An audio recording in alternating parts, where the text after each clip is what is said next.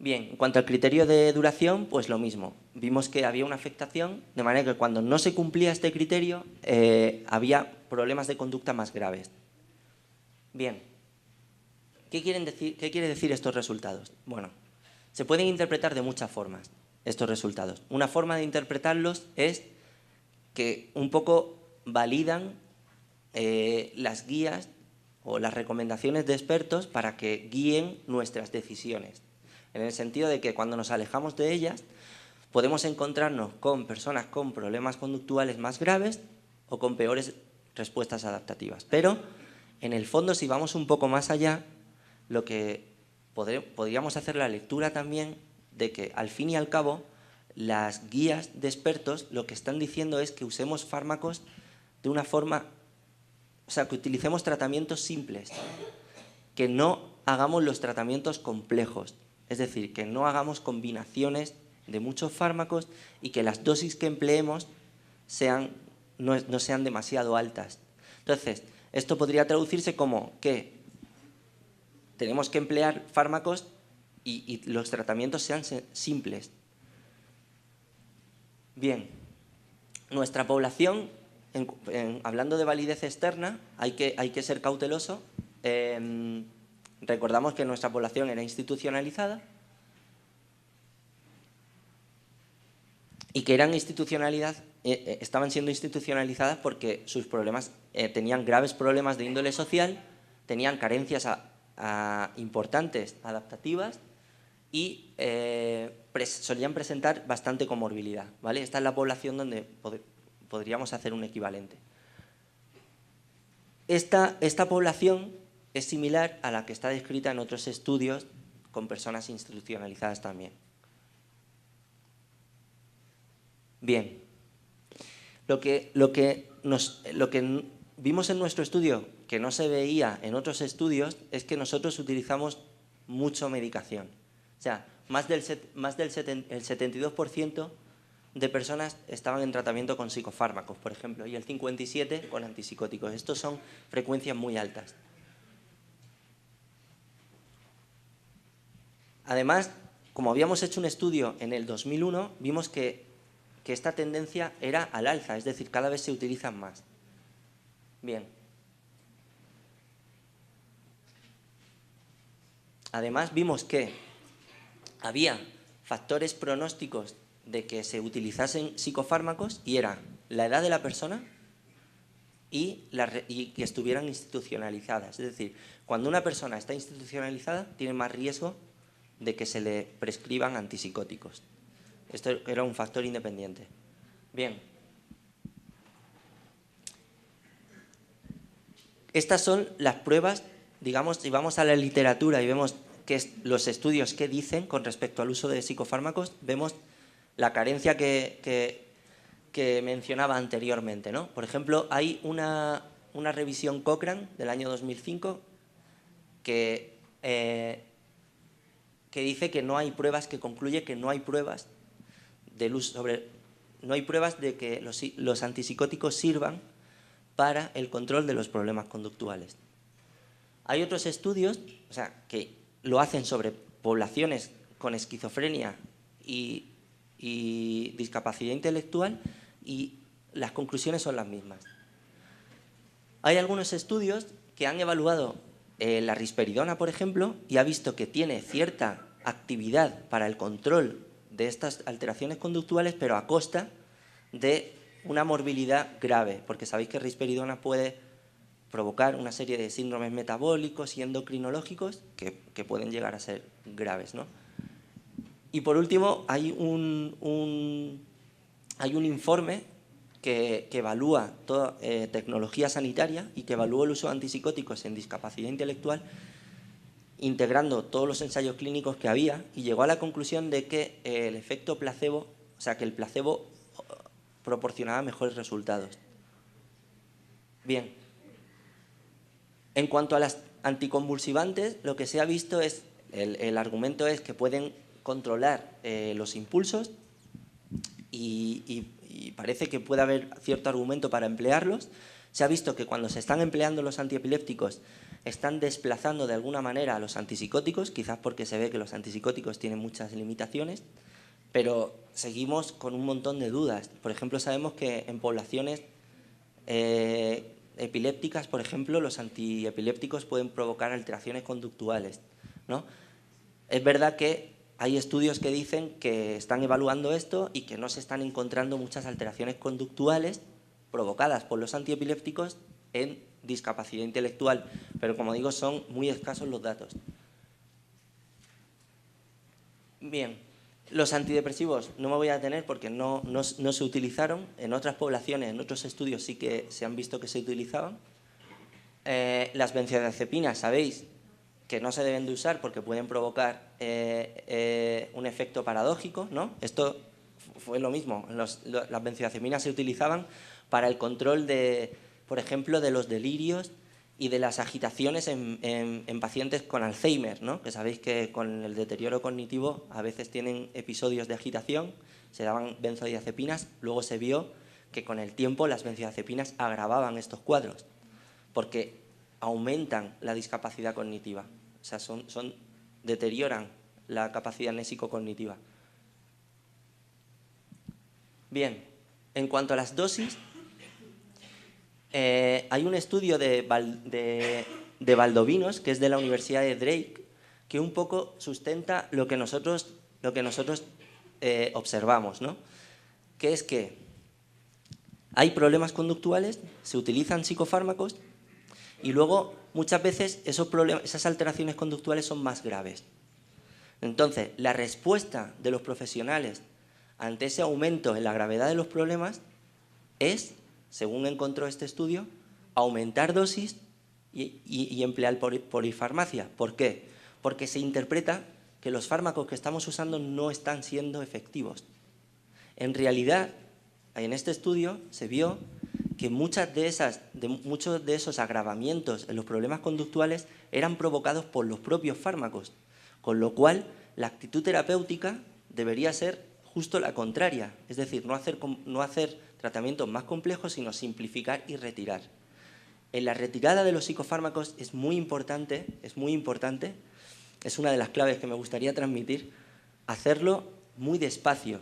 O sea, las fichas técnicas y lo que nos dicen es que lo hagamos de una forma muy rápida, ¿vale? Cuando hay tolerancia a los efectos, y es muy importante que cuando retiremos un fármaco lo hagamos muy lentamente, ¿vale? Bien, por lo tanto, esta fue nuestra hipótesis. Vimos que la simplificación de los tratamientos y la aproximación a las recomendaciones de los expertos podía ser algo positivo y evidentemente nuestro estudio tiene limitaciones porque es un estudio de correlaciones, no analiza la causalidad, pero hay otros datos de otros estudios que llevan a poder concluir lo que nosotros estamos concluyendo. Y nada, como conclusión de los estudios fue esto, que el uso de psicofármacos fue muy elevado, que la tendencia que se está teniendo en nuestro centro es a utilizarlos cada vez más, que muchas veces se hacen más complejos los tratamientos, y que hay que tener una actitud activa por parte de un equipo multidisciplinar que evalúe muy bien cómo se están usando estos fármacos para saber exactamente qué implicaciones están teniendo nuestra práctica. Y nada más, muchas gracias por vuestra atención.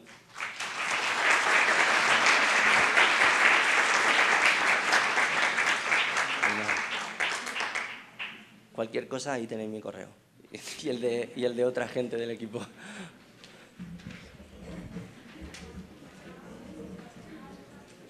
Muchas gracias, doctor Martínez.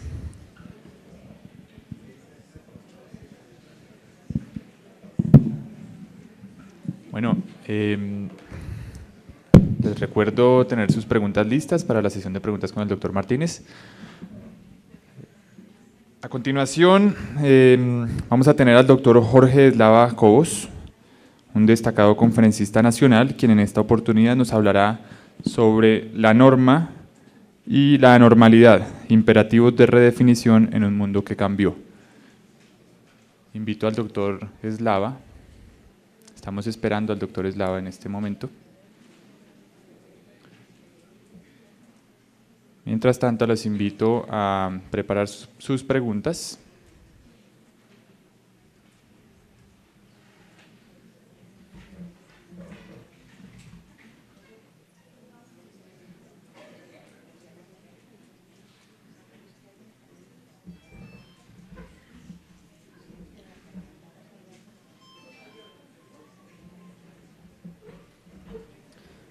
Bueno, el doctor Eslava está en camino, pero entonces mientras tanto vamos a invitar al doctor Martínez a la mesa de preguntas y a nuestro otro conferencista, el doctor Jaramillo, para la ronda de preguntas.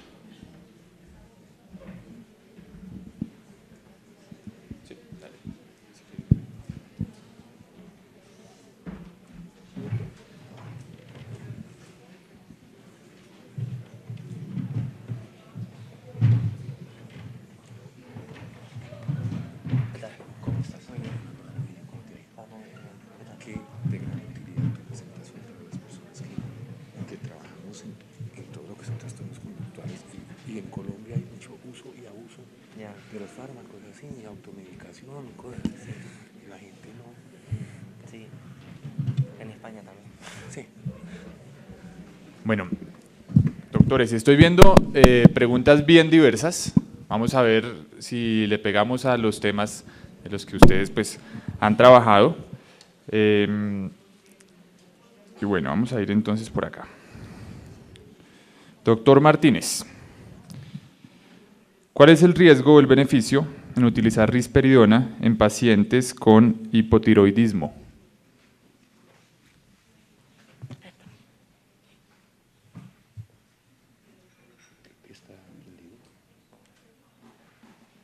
Bueno, ¿ahora? Sí. Bueno, risperidona, sabéis que es un antipsicótico, sobre todo puede producir alteraciones metabólicas, lo que se llama el síndrome metabólico, que también lo producen muchos antipsicóticos de segunda generación, y problemas endocrinos, ¿no? Puede producir ginecomastia, puede producir una hiperprolactinemia, y esa alteración endocrina puede alterar al funcionamiento de la tiroides. Entonces, simplemente esto no sería una contraindicación para el uso. Bueno, habría que ver qué estadio y cómo está de la tiroides, pero en principio no sería una contraindicación, pero sí que habría que monitorizar la función tiroidea y otras hormonas y parámetros metabólicos. Y de pronto, unida a esa pregunta, ¿qué efectos secundarios genera la risperidona? Pues los que hemos dicho. Eso en cuanto a metabólicos y endocrinos, y luego en cuanto a neurológicos, pues también sabéis que los antipsicóticos pueden producir acatisia, pueden producir temblores, pueden producir discinesias. Esto, por ejemplo, en determinadas personas, por ejemplo, imaginaos en personas que a lo mejor tienen dificultades a la hora de comunicar, una acatisia es una sensación de nerviosismo interno, de ansiedad interna. Es como que una necesidad de levantarse y de caminar y de estar muy inquieto, ¿no? Aumenta mucho la inquietud interior. O sea, la vivencia de esto puede ser muy, muy negativa y en personas que a lo mejor tienen dificultades a la hora de comunicar, pues puede saltar, por ejemplo, aumentando las alteraciones comportamentales. Y bueno, en fin, hay más, pero sabéis que es muy importante. Paracelso, en el siglo XVII, decía que solo la dosis hace el veneno. O sea que es muy importante cómo se usan los fármacos. Gracias, doctor Martínez. Doctor Jaramillo, nos dice una persona que es licenciada en artes y trabaja con discapacidad cognitiva hace 12 años. Según lo expuesto por usted, ¿cuál es el papel de una licenciada en artes en el proceso evaluativo? Excelente pregunta. Antes de responderla, quiero hacer referencia a algo, y es Piaget, de quien todos hemos en algún momento oído de una u otra manera, y quien aparentemente donde más reconocimiento tiene es en el campo de la psicología. Y sin embargo, él más que psicólogo fue epistemólogo, ya que él estudió y formuló las diferentes formas a través de un modelo epistemológico, de la epistemología genética, de cómo el niño construye el conocimiento. Lo digo a raíz de que Daniel mencionaba que han surgido varias preguntas. Una de las formas preferidas por Piaget para medir la construcción del conocimiento en el niño a través de un método que se conocía como método clínico era qué tipo de preguntas formula el niño. Si queremos conocer cuál es el nivel de inteligencia o de procesos cognitivos que maneja este niño, basta con empezar a mirar qué preguntas hacen. Miren que hay niños que son muy precoces. Normalmente los niños empiezan a preguntar ¿qué es esto? Por ahí sobre los dos añitos y medio.